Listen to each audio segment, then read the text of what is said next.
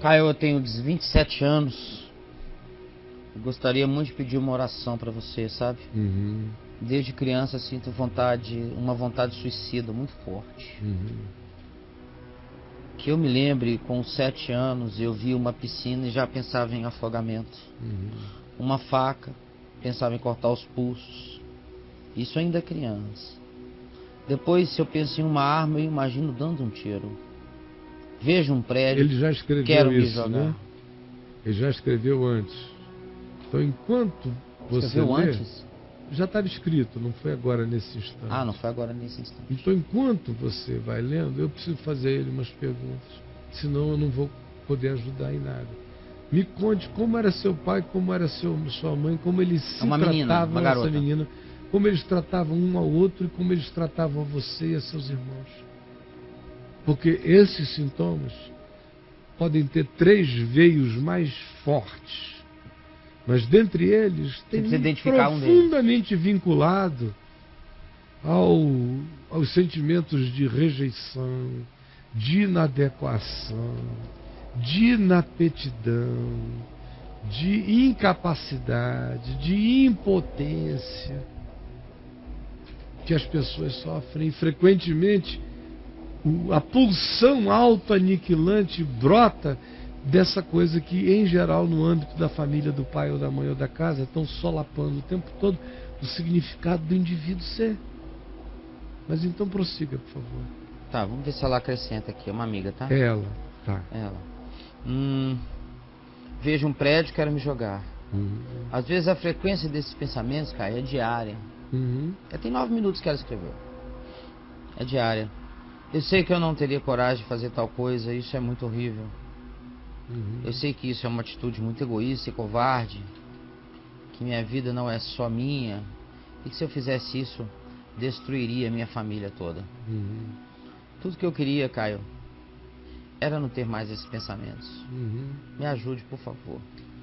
É tão difícil viver assim. Parou aí. Porque o que ela na realidade sofre dentro dela é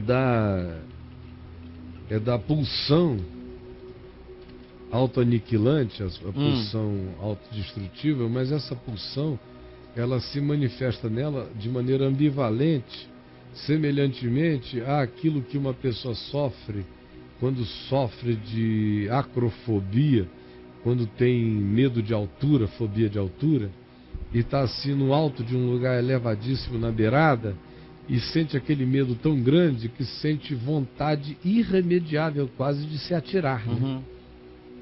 Se atirar. Só que isso se instalou nela de maneira crônica. Sim. Na realidade, o que provavelmente ela sofre é de medo de morrer. Do oposto. Caio. Quando você sofre, vamos supor, usando o exemplo da acrofobia. Sim. Você tem medo de altura. Não pode nem chegar perto dos lugares altos. Porque vai chegando perto, vai sentindo aquela atração horrorosa, né? O cara não vai. Aqui tá a linha. Tá a linha. Lá embaixo está o prédio. 40 andares. O cara não vai porque ele tem medo de pular. Ele tem medo de não resistir. Ele tem medo de não resistir à atração do abismo. E fica nesse estado angustioso que faz com que ele diga: eu não posso chegar perto do abismo. Eu tenho medo de altura. Ele não diz que medo ele tem medo de pular. É estranho, é ambivalente, porque o pânico é total, mas a atração é pelo abismo. Então aquilo que uma pessoa com acrofobia sofre quando chega diante do cenário do abismo, ela carrega dentro dela como força ambivalente de dia e de noite, desde menina. Porque ela foi se condicionando a isso, ela foi se viciando nesse diálogo com esse sentimento, com essa emoção. E a vida da gente é tão estranha, a alma da gente é tão complexa, é tão doida nas vertentes que escolhe, como a gente já viu aqui, quanto caso de alma enlouquecida hoje, que a alma da gente é capaz de tanta variável, de escolha negativa contra nós, que uma delas é essa. Você se vicia em ideias de morte. Pensamentos e ideias são tão viciantes ou mais viciantes do que cocaína, heroína, crack.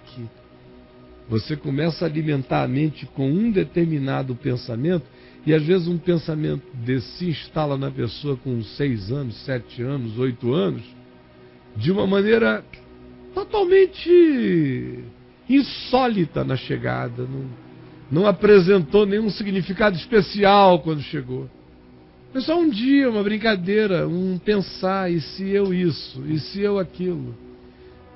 Brincou de si consigo mesmo a respeito disso na mente. No dia seguinte repetiu, no terceiro dia repetiu, no quarto dia repetiu. Começou a repetir, virou um processo mental do qual não se consegue mais parar. Aquilo vai alimentando, e quanto mais você vai ouvindo a consistência, a renitência, a cronicidade daquilo dentro de você, mais você se impressiona. Depois de um tempo, você já não consegue mais parar, porque você já constatou aquela presença contínua e viciosa. Você começa a ter medo das consequências, e quanto mais medo da consequência você tem, mais você alimenta o processo. De modo que quanto mais ela tenha medo disso, mais ela pensará nas coisas, e quanto mais ela pensar, mais ela interpretará isso como autodestruição e medo e vontade suicida, e quanto mais ela assim se julgar, mais enfraquecida ela fica. Quanto mais enfraquecida, mais ela pensa. Quanto mais pensa, mais se culpa. Quanto mais se culpa, mais o processo inteiro se alimenta. Sim, cara. Mas, na realidade, não existe nada de você em relação à vontade de se matar, querida. Você mesmo admitiu. E ainda tem todas as justificativas desnecessárias, quando disse que seria egoísmo, seria isso, aquilo. Não, você não está afim. De jeito nenhum. Isso é um processo mental. Ela falou? Falou. Que?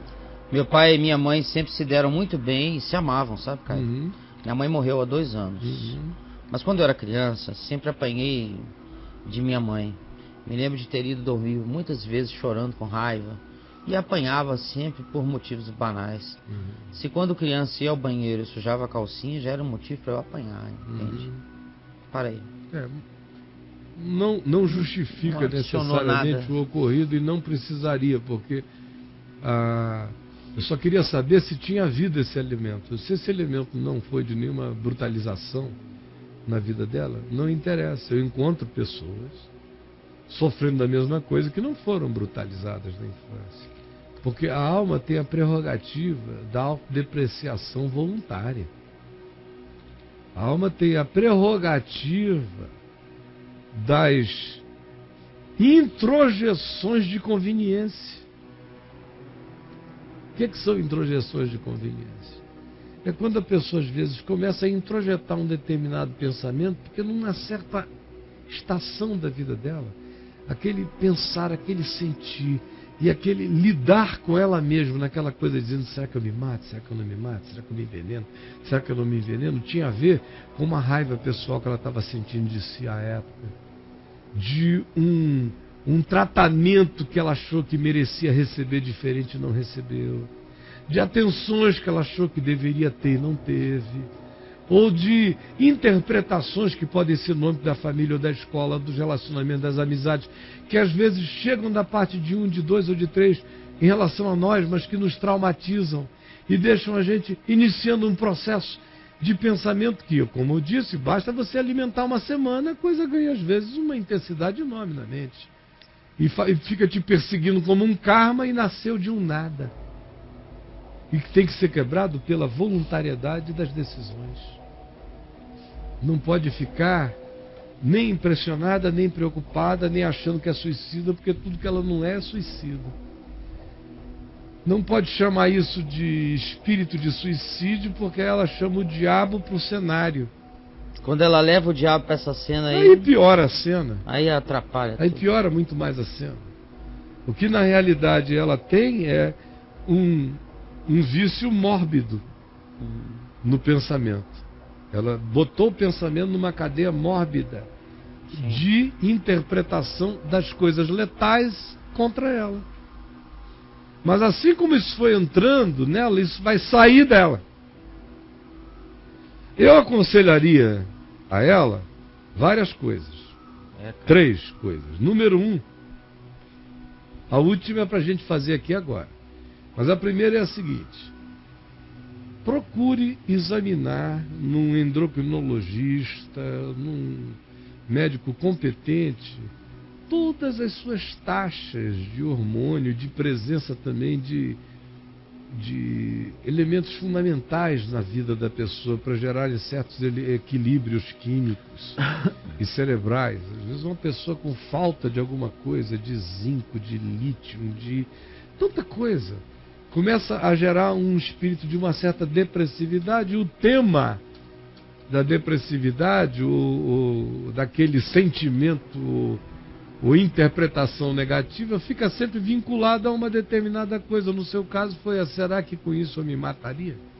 Pode ser apenas um sintoma de algo assim, como também pode se manifestar como um vício sutil que foi crescendo em você a partir de uma dada semana de licenciosidade mórbida nos seus pensamentos, e isso criou um carrossel contínuo. Porque tudo aquilo que se manifesta muito esquisito na gente, estranhamente a alma tem a ambivalente mania de rejeitar e preservar. De modo que o coração diz isso é mal, ao mesmo tempo em que estranhamente adota aquilo para si. E não precisa ter havido nada espetaculoso para algo assim nos penetrar.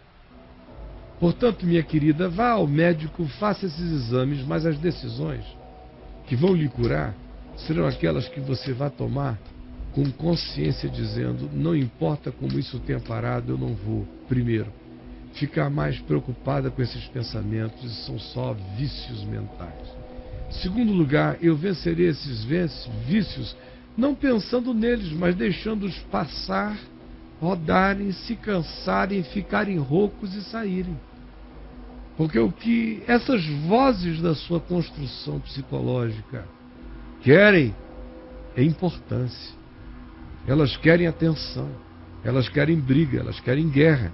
Elas querem que você diga: aqui não fica, vai sair agora. Porque quanto mais você fizer isso, mais você empresta atenção, força, energia psicológica, e mais você transforma o tema numa obsessão.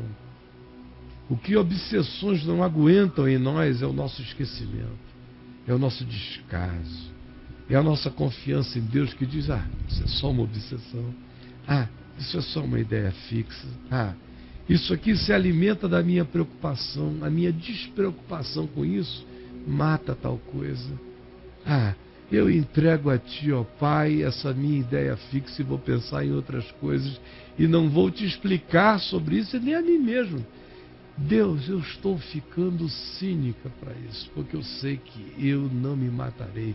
E isso vai se matar a si mesmo pelo descaso com o qual eu tratarei essa obsessão, que tudo que pede de mim é culpa, medo, atenção, concentração, devoção.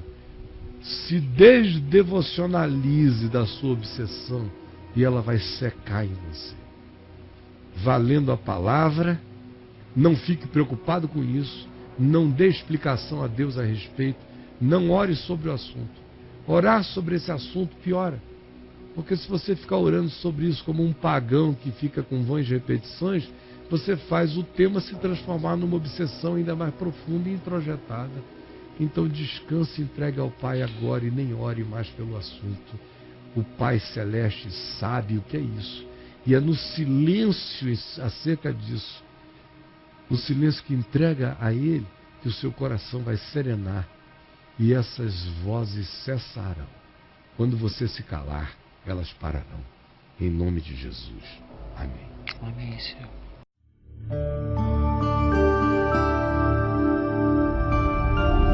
VNV TV, o canal é você.